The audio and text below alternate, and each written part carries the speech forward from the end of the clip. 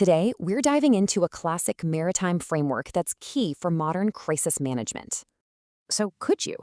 Well, this framework we're talking about is built for just that. APEM is a simple, four-step approach for, well, pretty much everything at sea. Let's start with A for appraisal. It's all about figuring out what just happened.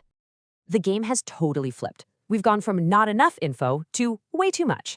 This is where huge calls, like diverting a ship or evacuating, happen under major pressure. So it's not about having all the data. It's about knowing which bits you can actually trust. Next up, P for planning. Think of it as rounding up the usual suspects to tackle the chaos. You're juggling all these teams, and guess what? They all see risk a little differently. Right, so the goal here isn't a perfect plan. It's just about making things manageable. Then we get to E for execution. This is where your beautiful plan meets reality. Yeah, today it's all about live feeds, cloud logs, and adapting on the fly. But the real danger? It's not just tech failing. It's when no one knows who's in charge. And that's the key, isn't it? When things get tough, it's all about team alignment. Finally, M for monitoring. And no, this isn't just sitting back and watching emails.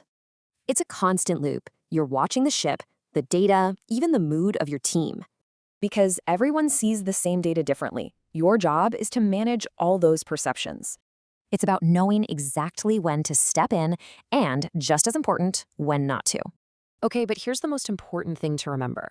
APEM is not a straight line. It's a loop. New information comes in, and boom, you're right back to appraising. So in the end, it's not about the fancy tools. It's about clear thinking under pressure. Understand what's happening, get everyone on the same page, act, and keep adjusting. Simple. Because flexibility isn't just part of the strategy. In a crisis, it is the strategy.